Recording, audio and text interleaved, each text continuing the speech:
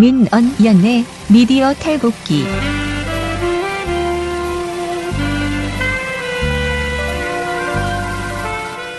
민언연의 미디어 탈곡기 292화를 시작하겠습니다. 저 마지막에 목소리 좀 떨렸죠? 네, 안학래님이 오랜만에 오셔서 제가 눈물을 흘리면서 말하면서 오랜만에 왜 인사드립니다. 안학래 유민지입니다. 네, 저는 분야회장 배나은 활동가입니다. 너무 좋아. 기분 좋아. 오랜만에 오셨네요. 네. 너무 좋아요. 와. 이렇게 밝게 웃고 시작한다는 게. 네. 네. 활력소.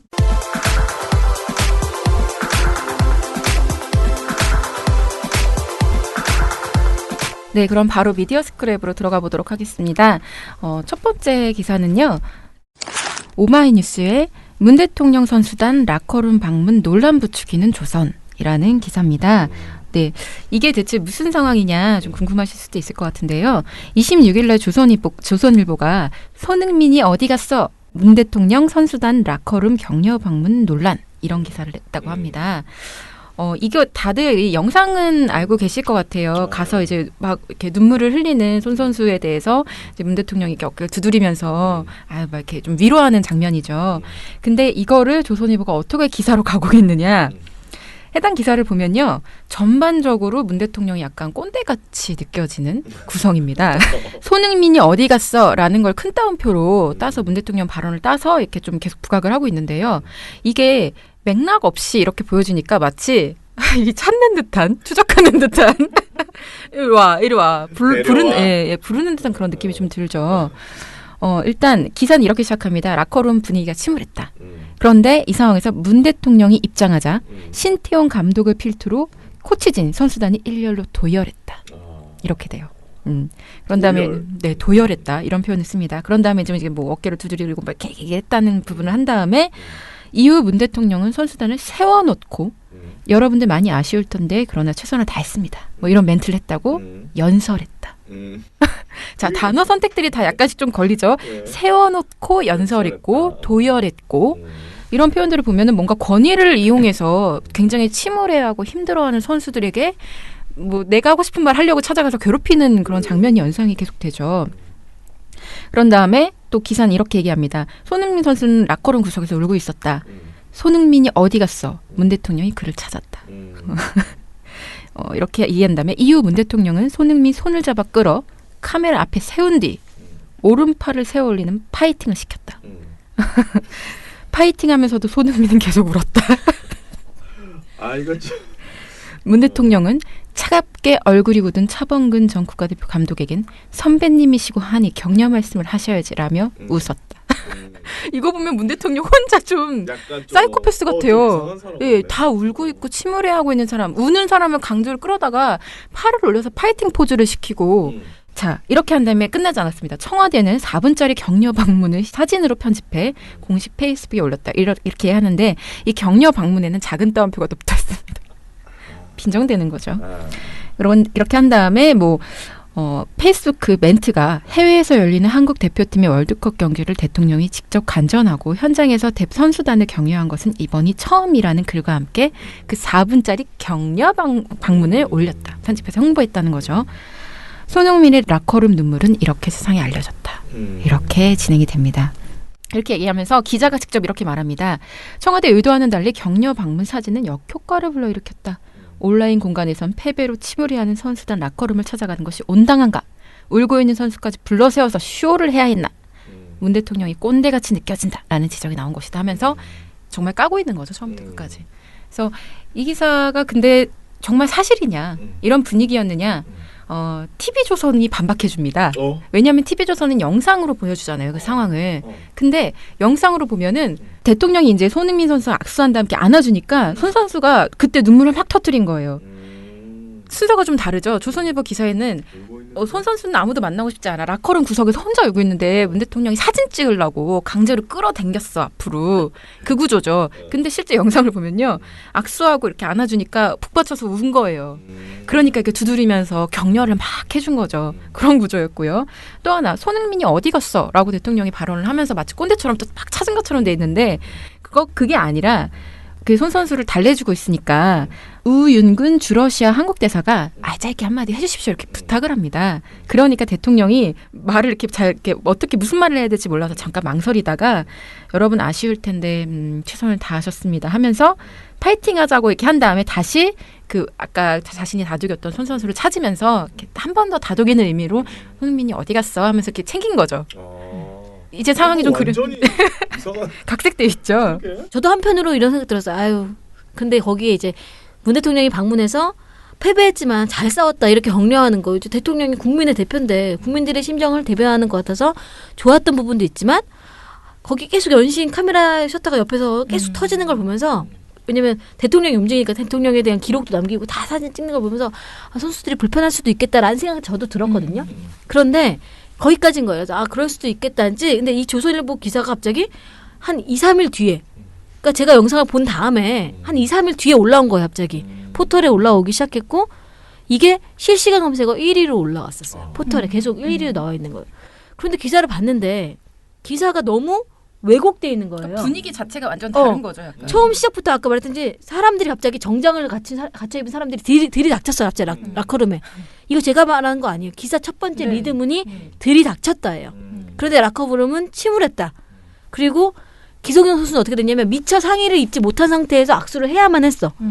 그리고 손흥민 선수는 여기 표현이 아까도 지적했지만 손흥민 선수는 일렬 횡대 대열에 서지 못한 거야. 구석에서 우느냐고. 그러니까 갑자기 문 대통령이 손흥민이 어디 갔어?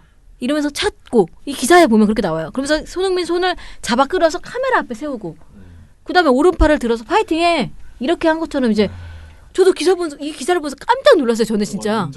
완전히 다른. 이거는 너무 왜곡이다. 사실 왜곡이다. 그런데 하나하나 문장을 보면 그렇게 자기가 주관적으로 감정을 넣어서 쓸 수도 있지. 그러니까 들어왔는데 그걸 내가 들이닥쳤어. 그런 걸로 쓰고 하는데 이거는 너무나 현장 왜곡이다 싶더라고요. 순서도 뒤바꾸고. 그리고 순서도 뒤바꾸고 앞에 그 맥락을 빼버린 거예요. 그리고 손흥민도 상의를 탈의하고 있었거든요. 그게 이 조선일보 기사 마지막에 그거 있잖아요. 김정숙 여사의 성감수성을 이야기해요. 라커룸에 사람들이 옷 벗고 하는 데인데 여자가 들어가가지고 얼마나 불편했겠냐. 얼굴이 화끈거리더라라고 하는 네티즌의 이 댓글을 넣으면서 성적 감성이 없다 이렇게 이제 표현을 했거든요. 근데 이게 나는 이 부분 너무 이제 과도한데? 과도해? 어떻게 논란거리야? 이게 논란거리인가?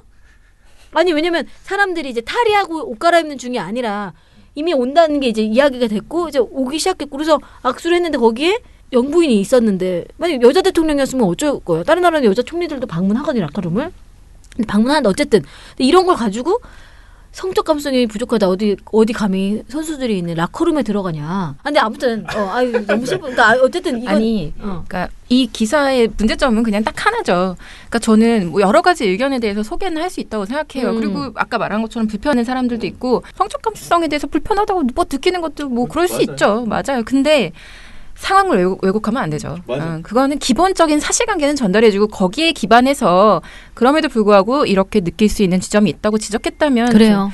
그거는 정당한 기사지만 내가 하고 싶은 말을 위해서 기본적인 상황을 왜곡하고 그렇죠. 오해를 유발시킨다. 그거는 아주 잘못된 기사죠. 네, 그러면 다음 소식은 뭔가요? 네. 조선일보가 이렇게 너무 왜곡하는 그런 것들이 나오잖아요. 근데 조선일보는 지금 사소하게 이렇게 왜곡을 한다. 지금은 조선일보 스탠스가 사소한 것만 왜곡하진 않아요. 지금 크고 작은 한번 붙어보자 이렇게 지금 하고 있거든요. 그러니까 예를 들어서 계속 왜곡하겠다. 남북 관계가 좀 좋아지고 북미 때 계속 어그로 끌었잖아요. 그리고 남북 관계가 막 좋아지고 훈풍을 타면 이 정부가 지금 굉장히 속고 있고 이런 식의 표현들을 계속 반복하는 칼럼이건 이런 걸 계속 내고 있어요. 조선일보가. 내가 세상에서 제일 똑똑하다.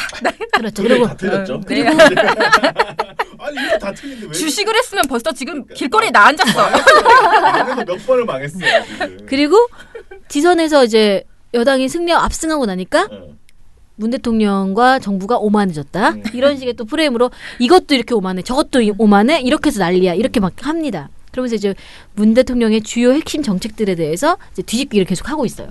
크게 이렇게 갑니다. 근데 크게 그렇게 뭐 갈 수도 있다. 근데 여기서 끝이 아닙니다. 제가 오늘 갖고 온 기사는 미디어 오늘에 이런 기사가 나왔어요.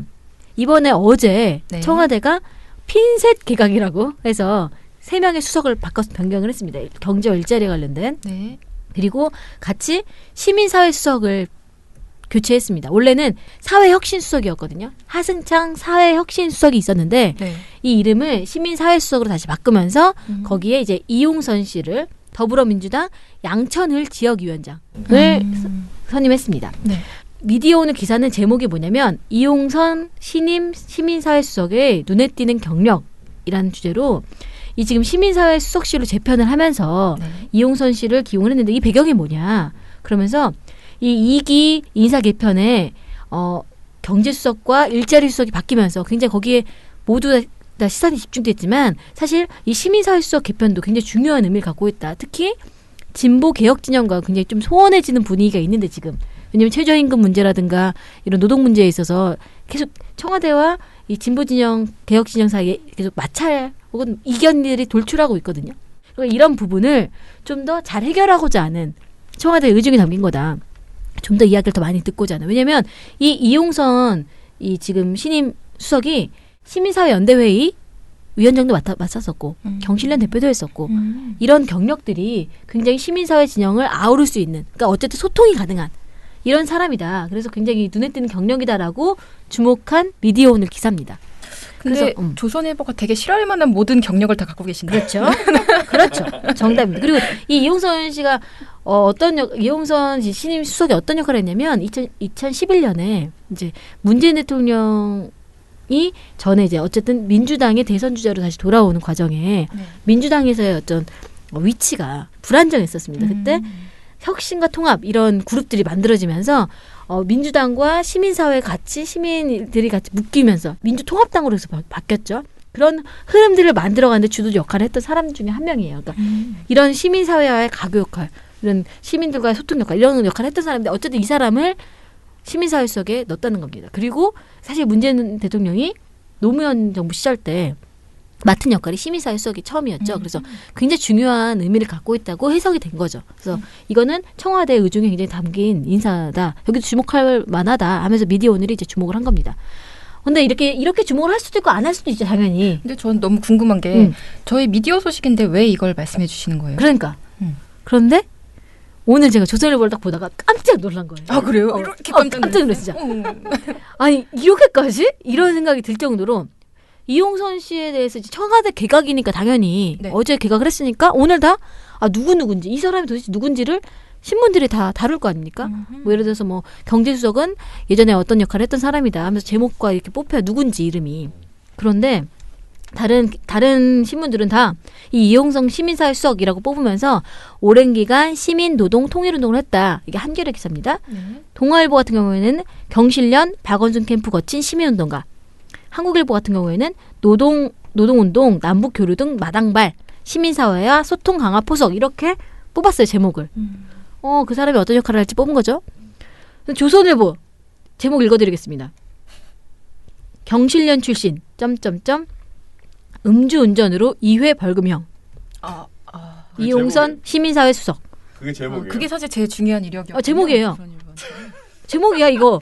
이게 근데 이게 어떤 제목이냐면요, 여러분 이게 그냥 뭐 그게 아니라 조선일보 사면이에요. 오늘자 사면인데 사면을 딱 보시면 청와대가 이제 개각했다. 이제 일자리와 경제 개각했다 해서 큰 기사가 있고 옆에 이제 하나 둘 셋 해서 누구 해서 하나는 경제, 하나는 일자리, 그리고 하나는 시민사회 수석 이렇게 단 기사들이 나온 거예요. 대박이네. 근데 거기에 이제 예를 들어서 뭐 일자리에 뭐 어떤 뭐 충실할 것 이런 제목들을 할 거 아니야. 근데 이 사람 제목은 시민사회 수석이야. 근데 시민사회 수석도 앞에 안 뽑고 경실련 출신 음주운전으로 2회 벌금형.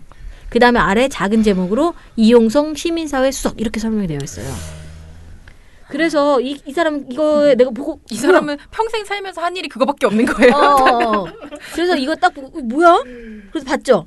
그랬더니 여기 기사에는 이제 맨 처음에 이용선 신임 청와대 시민사회 수석이 시민단체 출신으로 경실련 경실련 우리민족 서로돕기 운동본부 그리고 뭐 시민평화포럼 대표를 지냈다. 이렇게 딱 한 줄이 리드로 들어가 있습니다. 그 다음에는 이제 어디 출신인지 2012년과 2016년 총선에서 낙선했다. 연거푸 이렇게 또 나오고요. 그 다음 단락이 뭐냐? 이수석은 1992년 국가보안법 위반으로 유죄가 확정된 이력이 있으며 그렇게 슬픈 이력만 2001년과 2004년 음주운전으로 각각 벌금 100만 원과 150만 원을 선고받았다. 그다음에 청와대는 원래 지난해 11월에 위장전입이랑 병역 멘탈이랑 논문 표절 이런 거와 그리고 음주운전과 성 관련 범죄를 추가한 인물에 대해서는 인사를 배제하겠다. 네. 7가지 원칙을 발표했는데 청와대는 그 배제 기준이 음주운전 같은 경우에는 10년 이내예요. 10년 안에 혹시 있으면 배제야. 네. 근데 10년 전이거든요. 그래서 제촉되지 않았다. 이렇게 이제 설명했다는 거가 나와 있는 게 끝이야. 그러니까 이 사람이 시민사회수석이 어떤 역할을 하는지 무엇을 할 건지는 없고 우선 이 사람은 경실련이라고 하는 시민단체에 딱 그걸 하나 붙이고 네. 그 다음에 음주운전 2번이야. 그리고 국가보안법이 있어. 그리고 청와대가 배제 원칙에 가까스로 비껴나서 들어왔어. 끝이에요. 네. 기승전 끝. 음주운전. 그래서 난 보고 너무 놀래가지고 최소한은 시민사회수석이 뭘 하는지는 뭐 알려줘야 될 거 아니야. 그러니까 왜 지금 이 사람을 인사개발했는지 정도는 의미 있는 설명을 해주고 그다음에 뭐 비판할 수 있지. 왜 음주운전을 했냐. 당연히 할 수 있다고 봐요. 저는. 근데 이 뭐지 이거 제목은? 그렇죠. 뭐. 그것도 그게 제목으로 뽑혀. 야 그래서 조선일보 이거 너무 심하다. 이런 그렇죠. 생각이 들어서 제가 이 기사 갖고 와야겠다 네. 했습니다. 이렇게 정말 깨알같이 디스한다. 잘 봐야 된다라는 생각이 드네요. 조선일보가 폐간될 가능성이 없잖아요, 사실. 근데 엄밀히 말하면 여기는 뭐 방송 같은 곳처럼 재승인 절차가 있는 것도 아니고. 그런 재승인 절차가 있는 게 아니기 때문에 되게 이제 고삐가 풀려 있다고 해야 되나요? 망나니처럼 행동을 할 수 있는 여건이 조성되어 있는 거예요. 그래서 이런 이슈를 놓고 봤을 때 똑같이 TV조선 기사가 보도 같은 경우는요, 되게 절제돼 있거든요. 그냥 이 사람이 되었다라고 하고 이렇게 대대적인 개편은 어떤 의미를 지니고 있는지 짧게 얘기를 해주고 넘어가는 거죠. 이런 식으로만 정리를 하는데 조선일보는 니들 뭐 어떡할 건데? 모르겠다. 나 모르겠다. 막 이러면서 지금 들어 누워 있는 거나 마찬가지거든요. 그렇군요. 네. 그런데 아마 오늘 이게 나온 다음에 네. 제 생각엔 TV조선 오늘 음주운전 경력 포커스로 자막으로, 아마 보도는 낼 거예요. 자막으로 여러 번 띄울 거다. 대통령이 원래는 이렇게 진보 진영이나 이런 데서 가장 이제 보수 진영이 공격하기 쉬운 게 품위없음이거든요. 도덕성의 문제. 그런데 그게 안 걸리는 거죠, 지금. 그러니까 이렇게 지금 하나하나 이제 트집을 잡고 있는데 이거는 진짜 너무나 악의적이잖아요. 그러니까 저는 뽑을 수 있다고 본다니까요. 음주운전을 문제제기 할 수도 있어. 근데 이렇게 제목으로 뽑고 그 사람이 도대체 어떤 역할인지도 안 가르쳐주는 거는 야 그냥 시민단체 출신인데 그냥 음주운전 2번인데 음주운전 2번에서 뽑았대. 이거 같잖아. 이 정부는 음주운전 하는 사람 좋아해. 이게 뭐야? 그러니까 이게 정말 사실은 그냥 제목을 조선일보니까 그렇게 뽑을 수 있나라고 이게 우리가 용인해서 넘어갈 게 아니라 정말 그 기사 배치나 내용이 문재 대통령은 음주운전 2번 했는데 뭐 너무나 음주운전에 대해서 관대해. 이렇게 지금 받아들이고 있기 때문에 이렇게 받아들이게 만들기 때문에 위험하다. 이렇게 생각합니다. 네, 그러면 우리 이제 조선 일가에서 조금 벗어나서 다른 이야기를 해볼까요? 네. 미디어오늘 기사입니다. 뉴시스 본사 경기 남부 취재본부의 계약 해지 통보라는 장슬기 기자의 기사입니다. 뉴시스 본사가 지금 경기 남부 취재본부에 어떤 짓을 해왔는지, 어떤 행태를 보여왔는지는 앞서서 설명을 몇 번 드렸죠. 이게 어떤 상황이냐면요. 경기 남부 취재 기자들이 경기도 교통정책 비판 기사를 씁니다. 근데 이게 남경필 지사 관련된 그 비판 기사라고 할 수 있어요. 근데 요거를 이제 써서 올리면 본사가 출고를 이렇게 승인을 해줘야 되거든요. 근데 출고를 하지 않고 무시하고 뭉개고 있는 거죠. 계속. 그러니까 기자들이 참지 못하고 본사에 항의 방문까지 합니다. 그렇게 얘기를 하니까 기사를 출고를 해주는 게 아니라 징계를 요구합니다. 해당 기자들에 대해서. 이게 앞의 상황인데요. 이게 기자들에 대한 징계만으로 끝난 거냐 상황이 그렇지 않습니다. 뉴시스가 본사가 이제는 경기 남부 취재본부에 아예 계약 해지까지 통보했다. 제목 그대로. 그런 상황인 거예요. 뉴시스가 원래 지역국이 그런 식으로 돼 있어요? 그렇게 따로 운영이 되어 있다고 하더라고요. 그러니까 따로 그쪽에서 자체적으로 좀 운영을 하는 걸로. 이거는 어떤 거냐면요. 뉴시스가 맨 처음에 만들어진 과정을 좀 봐야 되는데, 그러니까 연합뉴스 같은 경우에는 국영통신사였던 거잖아요. 근데 사람 기자들이 그때 이거 연합뉴스가 다 해먹는다 이거 하나가 완 독점이다. 그래서 민양통신사가 2002년부터 이제 허가가 돼서 만들어지는데 이게 갑자기 엄청난 돈이 어떻게 투입되는 게 아니에요. 그러니까 통신사 하려면 다 이게 뭐 있어야 되는데 없잖아요. 인력풀이. 그러니까 서울에 되는 맨 처음에 5명 정도 나와서 막 만들고 막 스포츠지에서 나왔을 거예요. 스포츠계에서 나와서 만들고 그 다음에 이게 계속 어떻게 막 이걸 인수하면서 불려가거든요. 그러니까 다른 사람들을 인수하고 2006년도에는 한국일보 전 사장이었던 사람이 이걸 인수하고 막 이렇게 막 되면서 이렇게 커져요. 그런데 서울에서 어쨌든 들어간 취입처도 만들고 막 이런 과정이 있을 거 아니에요. 그런데 지역까지는 그게 커버가 우선 안 되는 거예요. 그러니까 지역에 있는 어떤 지역에서 활동하는 작은 신문사들과 이렇게 제휴 같은 걸 맺는 거죠. 그래서 너는 경기 지역은 네가 담당해서 타지은행한테 보내주면 우리가 뉴시스라는 이름으로 통보하고 이런 계약들이 맺어지는 겁니다. 그래서 유지가 되고 있었는데 경기 이제 그 지역에 있는 뉴시스를 이제 이름을 단 거죠. 그 언론사가. 경기 뉴시스라는 이름을 달고 뉴시스로 니네 기사 출고해주고 하는 과정에 제휴를 맺은 겁니다. 그런데 그러니까 이 계약을 취소. 뉴시스로만 간다.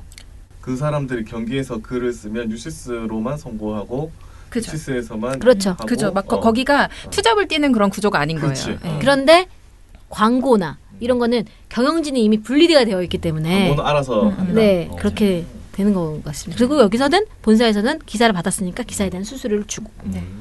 본사가 26일 날 내용 증명을 보냈다고 해요. 그래서 계약 해지를 알리면서 금일 26일 자정을 기해 경기 남부 소속 기자들 전원의 CMS와 이메일 계정을 차단할 예정이다. 일방 통보를 한 거죠, 사실. 그러면서 뉴시스 표식이 포함된 상호, 상표, 명함 등을 사용 금지하고 수수료 정산 문제 등 후속 조치에 대해 계속 합의를 진행하겠다. 이렇게 얘기를 했습니다. 근데 사실 왜 이렇게 했느냐 한 번 더 말씀드리면 그렇게 막 이제 기자들에 대해 징계를 요구하고 막 이런 상황이 되면서 본사가 공식적으로 요구한 것들이 몇 가지가 있어요. 경기 남부 취재 기자들이 페이스북에 이런 상황들을 올린 게시글을 일단 지워라. 그리고 SNS 게시글을 작성한 그 해당 기자와 최초로 그 상황을 유포한 그 사람들의 신원을 확인해라. 그리고 사내 게시판에 관련 게시글 올린 거 삭제해라. 본사 편집권 행사에 항의 방문한 그 아까 말씀드렸던 6명 기자들에 대해서 징계해라. 경기 남부 취재본부 임직원들의 이상 행동에 대한 본부 대표자의 공식 사과가 필요하다. 이렇게 얘기를 했다고 합니다. 이렇게 되면서 이제 사실 이게 미디어오늘 기사로 많이 알려졌잖아요. 그러면서 본사 측에서 이렇게 얘기했다고 합니다. 본사와 경기 남부 사이의 문제가 미디어오늘에 연이어 기사화됐고 네이버 등 주요 포털에 그대로 노출됐다. 그렇게 하면서 이게 경기 남부 소속 기자 페이스북 글 게재가 되고 미디어오늘 기사가 계속 나오고 하면서 뉴시스 본사 명예가 실추됐다. 그래서 이런 조치들을 다 요구했는데 이행된 것은 단 하나 내부 게시판 그 게시글 삭제 그거밖에 안 이루어졌다. 그러니까 우리는 너네랑 같이 일 못해. 우리 관계는 끝이야. 헤어져 이게 된 거죠. 근데 이렇게 되니까 그러니까 경기 남부 측에서는 그러면 할 말이 있겠죠. 당연히 미디어오늘 측하고 통화를 해서요. 아니 만약에 정말 계약 해지가 필요하다고 판단이 되면 회사에 소송을 하면 되는 거고 그래서 이기면 그때 기자들 CM에서 닫아도 되는 건데 기자들 이제 아예 지금부터 기사도 못 쓰게 조치부터 할 수 있는 조치부터 다 선 조치를 해놓고서 통보를 이렇게 얘기한다는 것 자체가 이해가 안 된다는 거죠. 그리고 지역본부 설립 목적 자체가 별도의 그 언론사로 있다가 뭐 뉴시스에 몇 개의 기사를 공급하는 그런 목적이 아니라 뉴시스 본사에 뉴스를 공급하는 목적으로 설립된 거죠. 근데 그런 곳에 대해서 기사 못 쓰게 이제 CM에서 막는다. 이거는 영업하지 마. 그냥 계약 해지로 끝나는 그런 수준이 아니라 그냥 너네 이제 끝이야. 직장 폐쇄네. 네, 그거나 마찬가지라는 거죠. 그래서 경기 남부 측은 법적 대응을 할 것이다. 가만히 시킨 대로 그렇게 하지 않을 것이다라고 얘기를 하고 있어요. 근데 그리고 그냥 얘기를 좀 해봅시다. 기자들이 예를 들어서 편집권에 대해서 뭐 침해를 했다고 하지만 기자들이 내가 쓴 기사가 이유를 알 수 없게 추고가 안 돼. 가서 항의 못 하나요? 해야죠. 그 항의를 하는 것이 기자의 역할인 거죠. 내가 쓴 기사가 왜 못 나갔는지도 모르고 그냥 다음 기사를 계속 기계처럼 쓰는 게 기자의 역할인가. 그렇다고 보지 않거든요. 할 일을 한 거예요, 기자는. 근데 그거에 대해서 받아들일지 어떻게 판단할 것인지는 또 본사의 역할이 있는 것이겠죠. 근데 거기에 대해서 괘씸죄를 사실상 적용해서 징계 요구하고 그 징계 요구하는 것은 사실 말이 안 되죠. 뭐 어떤 것 때문에 그러는 건지 얘기를 하고 그다음에 나중엔 결국 직장 폐쇄에 준하는 이런 이런 예. 황당한 경우. 근데 이렇게 강압적인 어떤 행태를 보이고 있는 것 이게 좀 상식적으로 납득이 안 되고요. 사실 뉴시스 노동조합 같은 경우는 여태까지는 크게 입장을 안 내고 있었는데 이런 상황이 되니까 이제 결국은 입장을 냅니다. 일단 요거 계약 개시는 답이 아니다라고 하면서 추가적으로 이제 문제 제기를 하는 게 뭐냐면 해당 기사가 이제 경기공항 리무진 관련 기사였거든요. 근데 요 기사 출고를 거부한 것부터가 약간 좀 문제가 있는데 뭐가 문제냐? 단순히 그냥 남경필을 사랑해서 그렇게 했다기보다는 요게 경기 남부 그 지부를 좀 헐값에 인수하기 위해서 벌여오는 일종의 수순이었다. 그렇게 보인다라고 지적을 하는 거죠. 그러니까 뉴시스 입장에서 생각을 해보면 지방본부를 따로주고 뭐 이렇게 광고도 그쪽에서 따로 받게 하고 뭐 이렇게 해서 관계를 맺고 있으면 내가 돈을 더 벌 수 있는 기회를 약간 놓친다는 생각을 하고 할 수 있다는 거죠. 그러니까 이건 철저히 뉴시스 입장에서, 본사의 입장에서. 근데 지방본부를 만약에 직영으로 딱 전환을 해. 그리고 뭐 임원들 그쪽에 한 자리에 다 보내. 이렇게 해서 뭐 광고 수익 같은 것도 잘 이렇게 정산을 해. 그러면 뉴시스 본사에서는 이득이 가는 그런 상황이라는 거죠. 근데 지금 노동조합 측에서는 계속 얘기를 하는 게 요거 기사 출고를 안 시킨 것부터 시작해서 지금 이 어떤 굉장히 강압적인 뭐 결정들 하는 것들 이 일련의 수순들이 그냥 뉴시스가 단순히 옹졸해서 혹은 남경필 사랑해서가 아니라 이런 경제적인 이득과 연결되어서 벌이고 있는 행태로 보인다. 그러니까 의심된다. 그래서 이런 의심을 받고 싶지 않으면 이러지 마라. 라고 지적을 하고 있다는 것이죠. 그러니까 뉴시스 내부에서 이미 그 전부터 네. 이제 지역 본부들에 대해서 지역이 이제 분리되어 있으니까 지역에서 온전한 이제 언론사, 통신사, 민영통신사잖아요. 어쨌든 쓰려면 이제 지역이 이렇게 분리되어 있는 이렇게 연대의 어떤 개념이 아니라 직영으로. 내가 정말 내 수적으로 거느리고 있는 구조. 그러니까 그렇게 하려고 이제 점점 이제 세를 좀 더 넓혀가려고 하는 건데 영향력도 높이고 하려고 하는 건데 그런 것들은 이미 계획으로 되어 있는데 그러면 이제 이 지역에 있는 걸 인수를 해야 되잖아요. 네. 인수해야 되는데 얘가 뭐 너무 잘 나가고 규모도 커 그럼 돈을 많이 주고 인수해야겠죠? 근데 그런 것들에 대해서 안 하게 하려고 이제 노동조합이 제기하는 건 니네가 원래 인수하려고 있는 계획이 있는 걸 알아. 근데 니네가 지금 갑자기 경기남부에 이렇게 사실은 꺼리도 안 되는 거 가지고 이렇게 좀 강하게 하는 게 내가 보기엔 니네 망하게 하려고 하는 것 같아 걔네. 그래서 헐값에 인수하려고 지금 무리수 두고 있는 거 아니야? 그러면서 노동조합은 그런 고민이 들어. 왜냐면 니네가 하는 게 지금 너무나 무리수여서 경영진이 하고 있는 행동이. 그래서 합리적으로 설득이 가능한, 그러니까 합리적으로 납득 가능한 행동들을 해야 되는데 이거는 지금 그 기사의 출고 문제나 지금 그 이후에 벌어지는 과정이 이 상식 수준에서 너무 벗어난다는 거죠. 그래서 야 니네 원래 걔네 인수하려고 했는데 이 인수값을 낮추려고 그런 조치하려고 지금 이러는 거 아니야? 그러니까 그렇게 의심이 될 수밖에 없어. 지금 경영진의 행동은. 그러니까 좀 합리적으로 잘 해결하는 게 좋겠다. 좋은 방법 좀 찾아라. 이렇게 이제 성명을 발표한 거죠. 제가 되게 충격을 받았던 건 뭐냐면요. 뉴시스 지부 측에서 했던 뭐 여러 가지 증언 중에 이런 게 있었다고 해요. 임원 A씨는 임기를 마치면 자연 경관이 좋은 모 지역 지방본부로 내려가 노후를 보내고 싶다는 이야기까지 했다. 회사는 아사리판인데 지방본부 인수라는 중대한 문제를 자신의 노후 보장용으로 여겼다는 게 사실이라면 참담함을 금할 수 없다. 고향 가고 싶어요. 뭐 이런 거죠. 네. 그러니까 뉴시스도 이제 어쨌든 생겼고 이제 임원들이 나이가 들고 그러면 이제 분배를 해줘야 되는데 그렇죠. 정체가 생기죠. 위치를 해줘야 되는데 그러면 지역 같은 데 보내면 좋은데 지역은 지금 이미 다른 구조가 되어 있으니까 그럼 사실은 뉴시스인데 이게 인수가 빨리 돼서 그러니까 정말 민영통신사 지역집으로 갖춘 걸로 나오고 싶은 건데 그러기 위해서 이제 인수 작업들이 진행되는 거죠. 근데 그거는 노동조합은 좀 다른 쪽에 좀 집중을 해서 지금 낸 것 같아요. 그러니까 이거는 노동조합 측은 서울에 있는 임원들의 어떤 입장을 이제 언급해 준 것이고요. 근데 이 생각 자체가 되게 오만하다고 해야 되나요? 내 노후 보장을 위해서 너네들이 좀 나가줘야겠어. 약간 이런 이런 구조이기도 하고요. 그래서 결국은 사실은 우리는 계속 얘기를 하지만 돈 문제의 가능성이 좀 크다. 그런 의혹이 제기되고 있다. 이걸로 정리를 하면 될 것 같습니다. 어떻게 진행이 될지는 앞으로 좀 후속 보도를 지켜봐야겠네요. 다음 소식은요.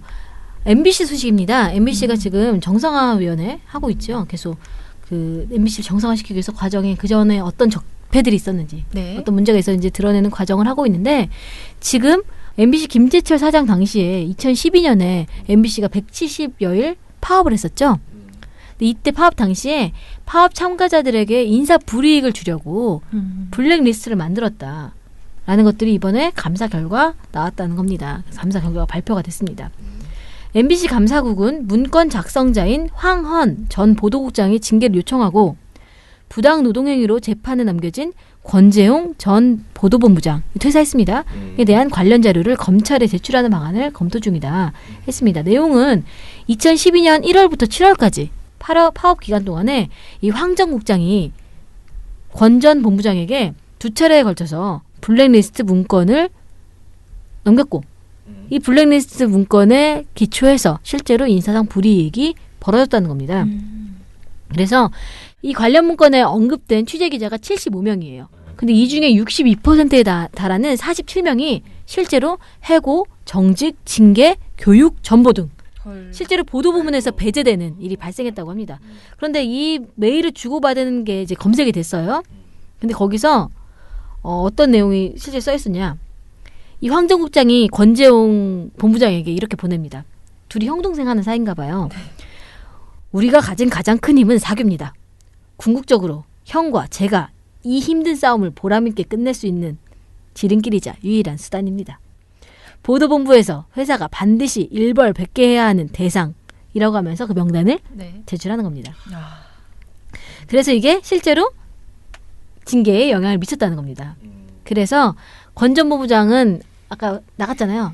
나갔으니까 이 사람이 지금 부당노동 행위로 검찰에 고발되어 있는 상태이기 때문에 거기에 자료를 낼 거고 이 황 전 본부장에 대해서는 이제 징계 절차를 밟고 있다는 겁니다. 근데 이분이 이 감사에 따르면은 이 황 전 국장이 지난 시절에 MBC가 자행한 잘못으로 인해서 그 경력 기자들이 대거 채용되고 그리고 파업 참가자들이 현업에서 배제된 거 이게 MBC가 했던 큰 잘못이다. 자기가 스스로 그렇게 얘기하면서 한 명이라도 더 현업부서에다가 배치를 하려고 최선의 노력을 다했어야 하는데 그러지 못했던 거에 대해서 자기 스스로를 격하게 질책하는 그런 모습을 보였다고 해요. 감사는 그렇게 이야기했습니다. 그런데 이제 황 전 국장은 아니다. 감사 결과를 지금 부인하고 있는 상황이면서 내용에 대해서 동의하지 않는다. 인사위원회에서 다 소명했기 때문에 취재에 응하고 싶지 않다 하면서 미디어 오늘 취재에 응하지 않았고 권 전 본부장도 연락이 되지 않았다. 이렇게 기사가 적혀 있네요. 전 감사를 믿어요. 그런 일이 지금 있었습니다. 네, 다음은 네이버 소식입니다.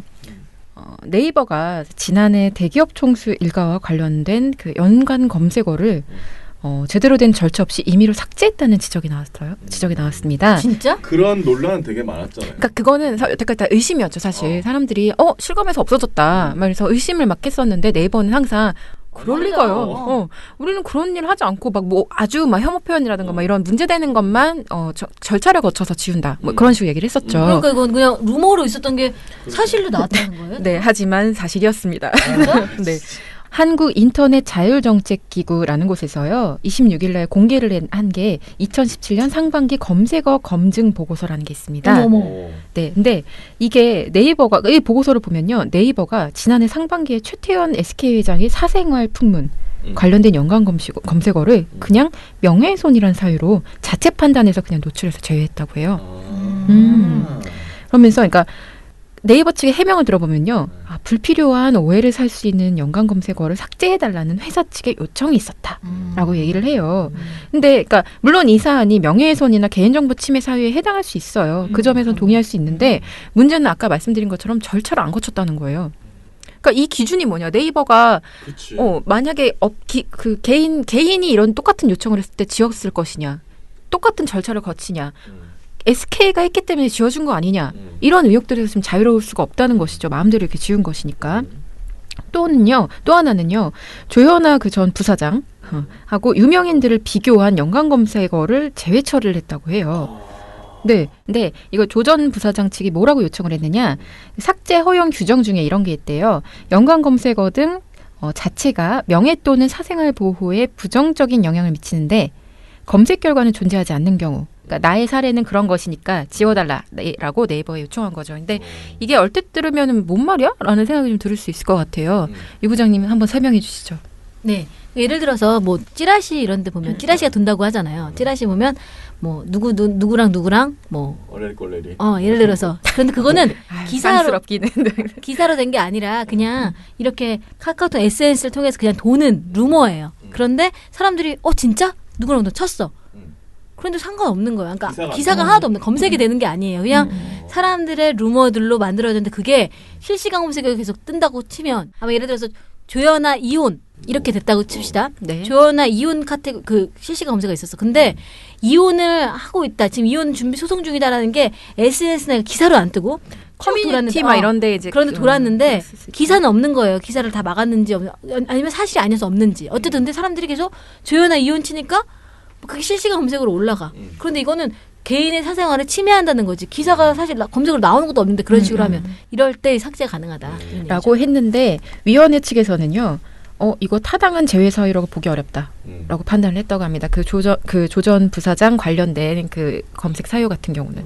그래서 이거는 좀 부당하게 역시 잘못 지운 사례라고 판단을 했고요. 그 외에 좀 이상한 거는 지난해 대선 상반기 대선 관련해서는요. 네이버가 자체 처리한 검색어 중 대선 혹은 대선 후보의 가족과 관련된 검색어는 제외되지 않았다. 다만 이 안에서 탄핵 사태와 관련해서 박근혜 사저 위치와 삼성동, 박영수 특검 집 주소, 네, 이정미 대치동 아파트 주소 같은 검색어는 좀 재해 처리를 했다라고 했는데요.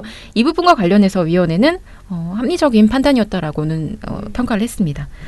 그래서 지금 문제가 되는 건 어쨌든 간에 재벌들의 그런 그들이 싫어할 만한 검색어들을 절차를 거치지 않고 지어줬다라는 게 핵심인 거거든요. 이거는 네이버가 여태까지 거짓 해명을 한 것이라고 할 수 있는 거죠. 우리는 맨날 절차 거쳤다고 얘기를 했으니까요. 네, 그래서 이 부분은 해명을 좀 해야 될 상황인 것 같다. 그런 생각이 듭니다. 여기서 약간 애매한 게 뭐냐면요. 이 평가위원회 같은 경우는 이런 것들이 절차를 거치지 않았다고 문제 제기를 하면서 SK하고 최태원 측이 공식적으로 넣은 그게 없다. 근데 네이버가 왜 그들의 마음을 읽어서 셀프로 그게 처리해 주냐라고 하니까 네이버는 요청이 있었다라고 이제 해명한 거잖아요.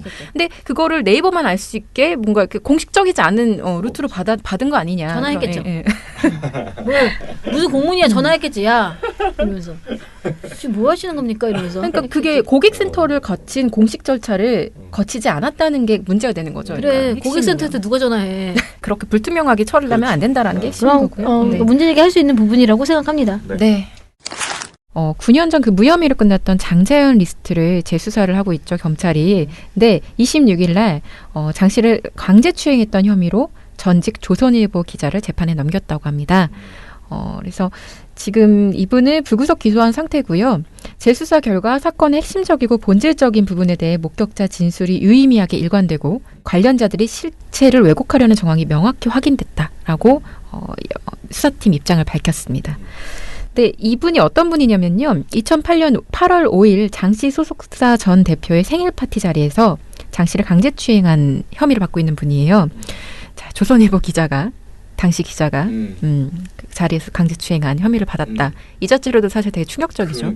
그런 상황인데 애초 수사를 맡았던 경기 성남 분당경찰서는 이 자리에 참석한 동료 배우의 진술 등을 바탕으로 이분에 대해서 이제 기소 의견을 송치를 했는데 당시에 수원지검 성남지청이 동료 배우 진술의 신빙성이 부족하다라는 알 수 없는 이유로 그를 기소하지 않았다고 합니다. 네, 근데 이게 어쨌든 과거사위원회가 다시 이제 이 사건을 조사한다고 하고 하면서 다시 수면 위로 올라오면서 조사가 시작이 된 건데요. 이게 공소시효가 얼마 안 남았어요, 사실 사건 자체가. 8월 4일이면 끝나요. 아이고. 네, 그러니까 진짜 얼마 안 남은 거죠. 네네. 그래서 이게 수사가 너무 미진했는데 그동안 재수사가 되는 과정까지도 너무 지난해서. 정말 정작 수사를 해서 진실을 밝혀낼 시간이 너무 부족해요. 그래서 정말 지금 1분조도 쉬지 않고 수사를 해야지 되는 상황인 건데 이분에 대해서라도 어쨌든 정확하게 수사가 이루어졌으면 하는 바입니다. 네.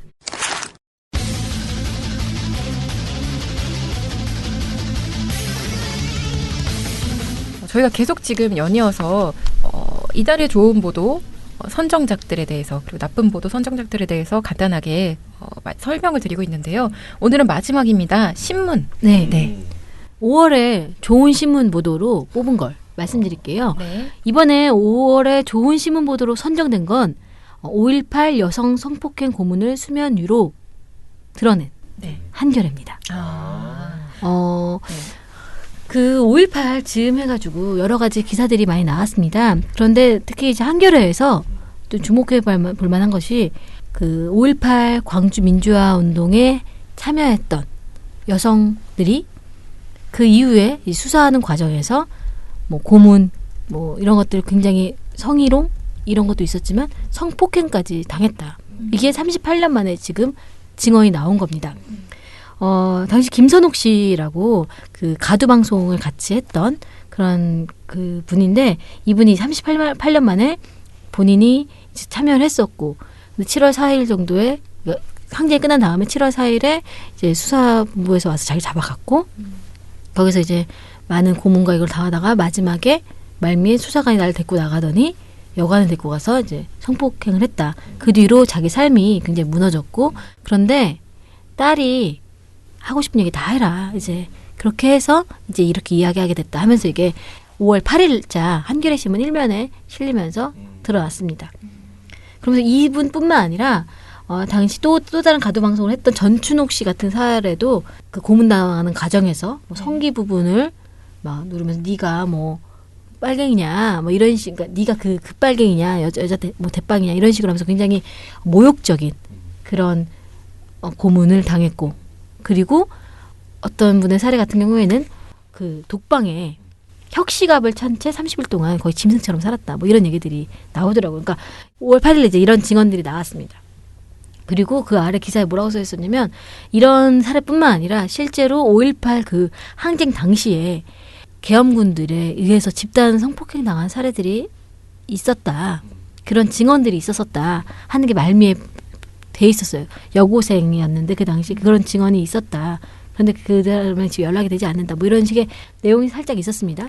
그랬더니 그 한겨레 기사를 보고 내가 안다. 내가 제보 받았었다. 한 사람이 또 연락이 돼서 9일날 또 이러이러한 상황에서 제보가 왔었다. 그래서 다시 청문회가 이제 시작되고 하면서 그 피해자로 추정되는 사람이 그 여고생이 당시 여고생이 그 갑자기 강주 이후에 이상한 행동들을 하기 시작했고 그래서 가족들은 맨 처음에 몰랐다가 한 3, 4년 지난 뒤에 아 이제 그런 일이 있었구나라는 걸 알게 됐고 이분은 이제 막 이상한 행동들을 하고 막 하니까 이 가족들이 행려병자 있는 뭐 수용소 같은 데도 막 보내고 막 그런 일들이 막 있었나 봐요. 이분이 그러다가 이제 여승이 됐다라는 게 그때 1990년대 상황인데 그걸 내가 들었다. 제보를 받았다. 그래서 내가 청문회에 내려고 냈는데 사람들이 무슨 그런 일까지 있었겠냐?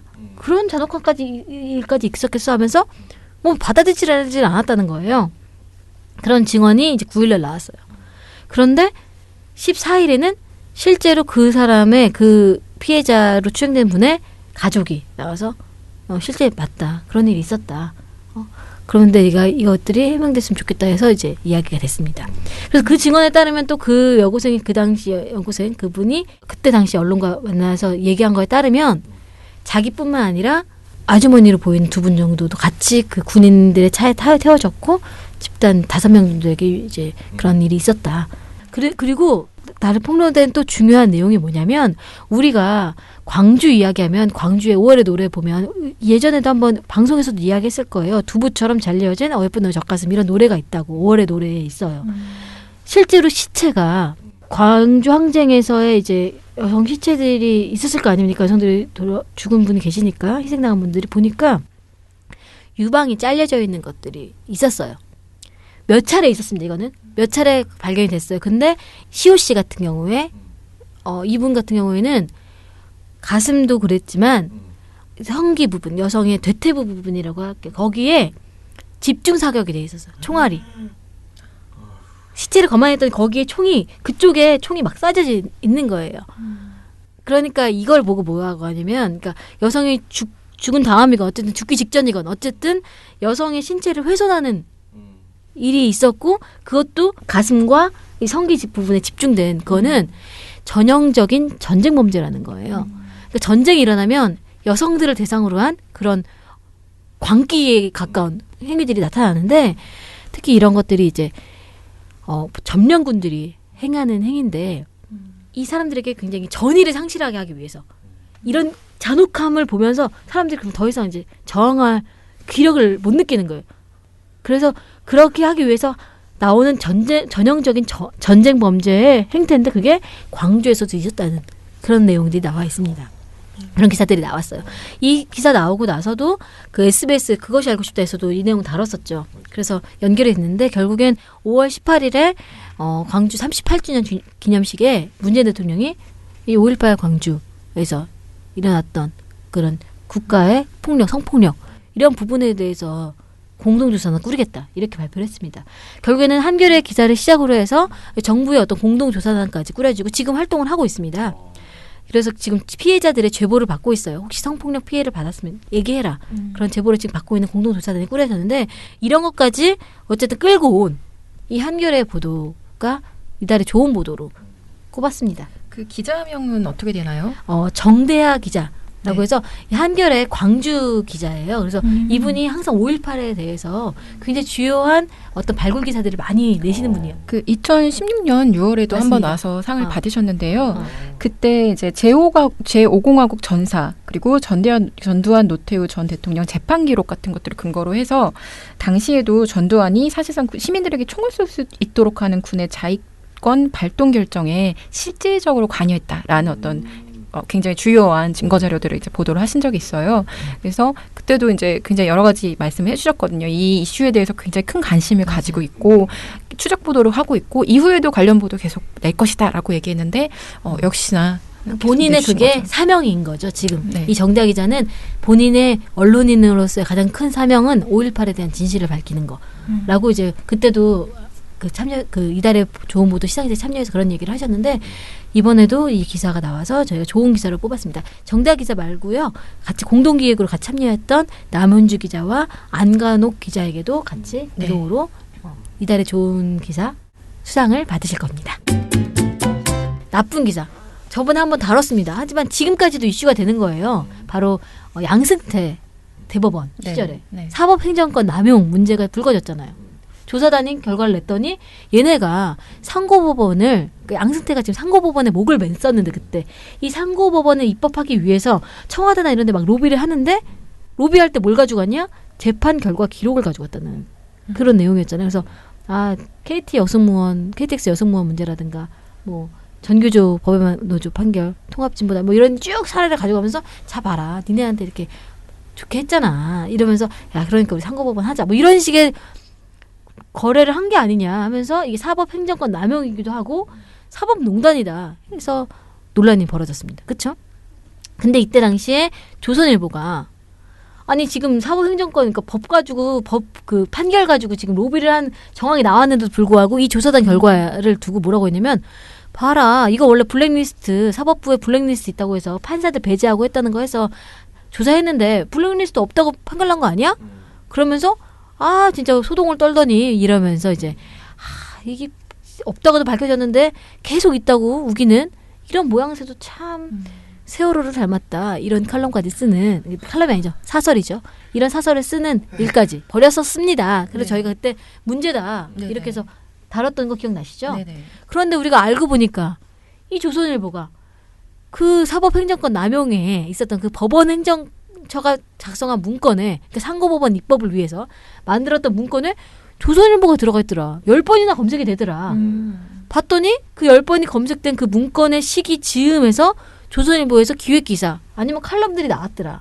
그런데 이 문건이 2015년 2월부터 조선일보에 대한 문건들이 작성이 됐는데 그 2015년 2월 전에 1월에는 조선일보가 원래 칼럼 논조가 상고법원 입법 이거 아니야. 이거는 오히려 국민들의 권리를 침해하는 수 있어. 이러면서 굉장히 부정적으로 다뤘었는데 갑자기 2015년 2월부터 갑자기 찬성하는 측의 기고를 2번이나 실어주더니 반대하는 측의 입장은 없고 그러더니 갑자기 찬성하는 류의 기획기사 보도를 막 내고 10월에도 또 내고 이런 일이 있었다. 너무 수상한. 그렇죠? 행정처가 근데 문건이 뭔지 못 봤어요. 왜냐하면 목록만 공개했거든요. 그리고 이후에 추가 공개한 자료에서도 이 조선일보 문건은 빠졌어요. 이거는 본질과 다르다 하면서 뺐는데 저희는 민원연은 공개해라. 이렇게 지금 정보공개 청구한 상태입니다. 어쨌든 그런데 조선일보 문건이 빠졌지만 어쨌든 이 제목만 보면 뭐 조선일보 홍보 전략 뭐 이런 거예요. 조선일보 뭐 기사 뭐 이렇게 내용인데 이 보도 요청 사항. 이 9월달에 예를 들어서 9월달에 보도 요청 사항 있잖아요. 그럼 10월달에 기획기사가 나옵니다. 5월 초에 보도 요청 사항 뭐 설명회 홍보 전략 나오잖아요. 그럼 5월 말에 기획기사가 나와요. 이런 흐름으로 봤을 때 분명히 이거는 실행됐다. 과정이 있었다. 로비가 있었던 거 아니냐라고 해서 사실 조선일보가 이 연루설에 자유롭지 않습니다. 그런데 여기만 있는 게 아니에요. 이 이후에 또 공개가 특조단이 아까 조선일보 그 파일명의 자료는 공개하지 않았지만 다른 상고법원 입법 관련해서 추가로 자료를 또 공개했어요. 그 이후에 추가 공개한 문건이 뭐냐면 VIP 면담 이후 상고법원 입법 추진 전략 해가지고 2015년 8월 22일에 작성된 문건이 공개가 됐어요. 근데 여기에 조선일보가 나옵니다. 주요 언론을 활용한 협상 압박 분위기 조성을 위해서 법무부에 실질적인 영향력을 미치고 BH 인식 환기를 시킬 수 있는 메이저 언론사를 활용한다 하면서 화살표에서 조선일보 일면 기사 등 이렇게 적혀 있었습니다. 그러니까 실제로 이 상고법원 입법을 집착하는 과정에서 법원 행정처가 조선일보를 활용하려고 했고 실제로 그게 이루어졌다고 보이는 거죠. 충분히 그렇게 추정 가능한 너무나 네, 그렇게 추정 기사들이 가능하네요. 나온 겁니다. 거의 뭐. 그런데 또 여기서 그치지 않고 법원은 그 내부 게시판에 어떤 판사들이 뭐라고 썼냐면 이때 조선일보가 이 사주였던 박모의 친일 반민족 행위 관련돼서 행정소송이 벌어졌었어요. 그런데 이게 2심이 판결이 2011년인가에 난 거예요. 그런데 계속 대법원이 판결 안 되고 계류가 되고 있었던 거죠. 그런데 갑자기 이게 5년 만인 2016년 11월에 파기환송 판결을 내렸어요. 그러니까 2심의 결정이 친일 행위에 대해서 인정한 판결이 돌려보낸 거죠.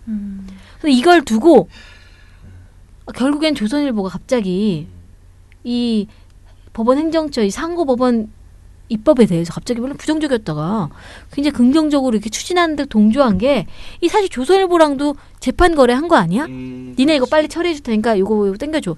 이런 식의 재판 거래가 있었던 거 아니냐 하고 하는 의혹이 이 법원 내부 게시판에 어떤 판사가 글을 썼습니다.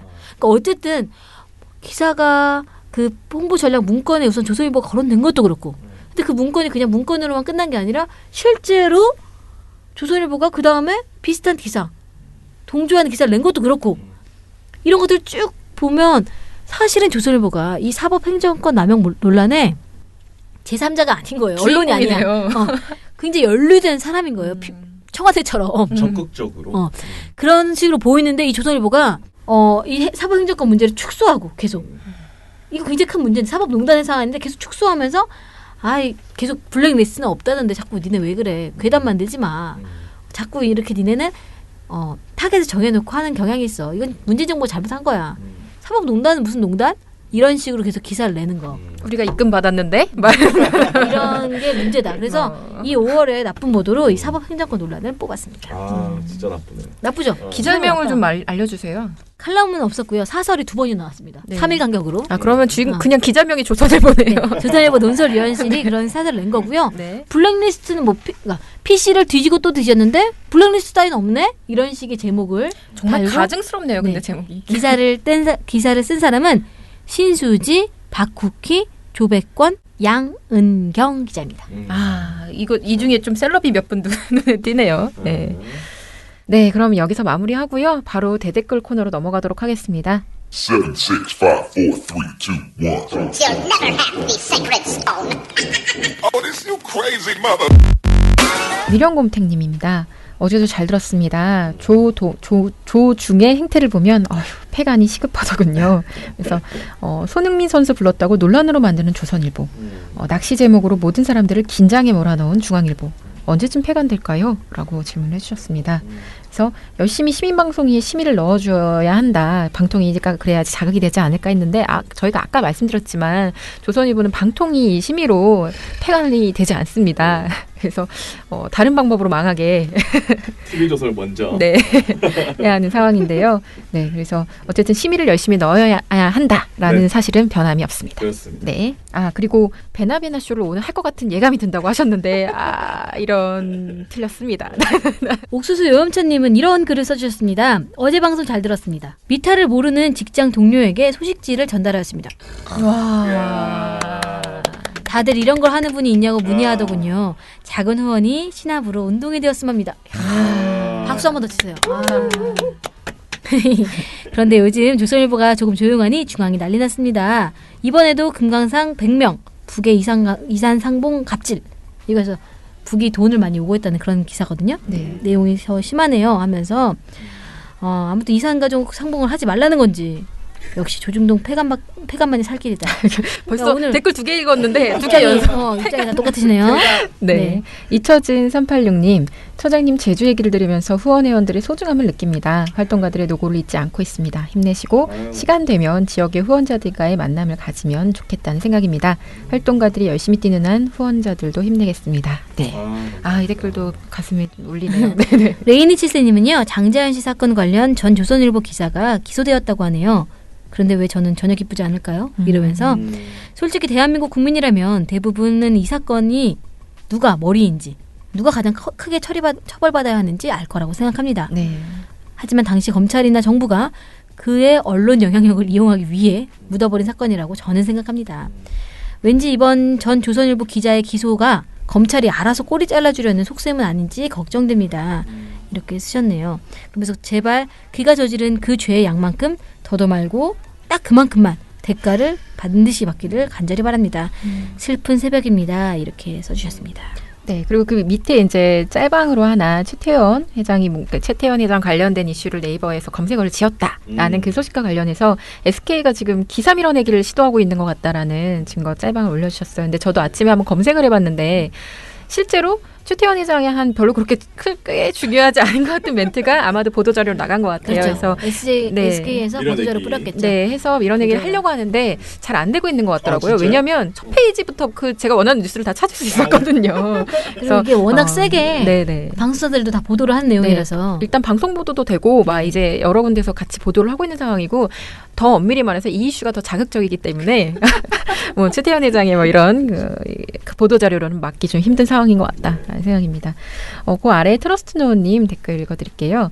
저는 이PD님은 헐 리액션봇 추천드리고 아니면 시골 밤에 들짐승 소리가 저 멀리서 들리는데 이렇게 하면서 별명을 그러니까 제가 자꾸 방송할 때 참여를 할 때 정체가 불명이다. 이 마을 주민이 아닌 것 같아서 마음이 불편하다. 자꾸 그렇게 말씀을 드렸는데요. 지금 제가 원하는 거는 약간 들짐승 지나가는 개 막 이런 거 그런 거 좋지 않나요? 그래요? 네. 네, 일단 추천드리고요. 네. 그다음에 저는 저널리즘 쇼 제이는 썰전보다는 팟캐스트를 방송에 했다고 느껴진다. 일종의 블랙하우스 같은 느낌이다라고 하면서요. 제이 같은 경우 김용민 PD 스타일의 여러 세계 패널들과 웃고 즐기는 와중에 이거 문제 있다 정도로 짚어주는 스타일인 것 같다라면서 이제 스타일 분석을 좀 해주셨어요. 근데 다만 기획에 좀 섣부른 느낌이 있다라는 얘기도 하셨고요. 그다음에 김강운동하고 함께했던 그 이전 의원의 정체를 추정케 하는 짤방을 하나 더 올려주셨는데요. 이건 읽진 않겠고요. 뭐 저희 미탈 식구분들 한번 보시면 될 것 같습니다. 레이니치스님께서 하나 더 댓글을 남겨주셨는데요. 댓글이 이렇게 시작합니다. 예스! 짝짝짝 이렇게 시작해요. 깜짝이야. 네.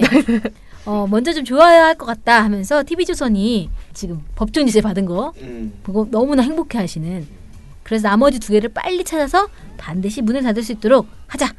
저도 두 눈 크게 뜨고 오보, 막말, 편파를 차단하도록 노력하겠습니다. 이렇게 써주셨습니다. 네. 그러면 오늘 대댓글 코너는 여기서 마무리하도록 하겠습니다.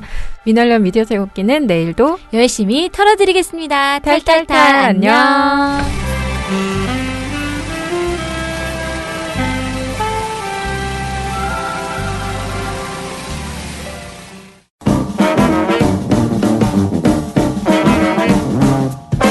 여러분, 미디어 탈곡기 잘 들으셨나요? 민원연은 1984년부터 우리 사회 언론 민주화를 위한 걸음을 우직하게 걷고 있습니다. 특히 왜곡, 편파, 막장 뉴스가 만연한 상황에서 민원연의 언론 감시 활동은 더욱 중요합니다. 민원연 회원이 되어 저희에게 힘을 주세요. 민원연 홈페이지 ccdm.or.kr에 오셔서 회원가입을 신청하시거나 02-392-0181로 전화 주시면 됩니다. 한 달 10,000원의 회비가 언론을 바꿉니다.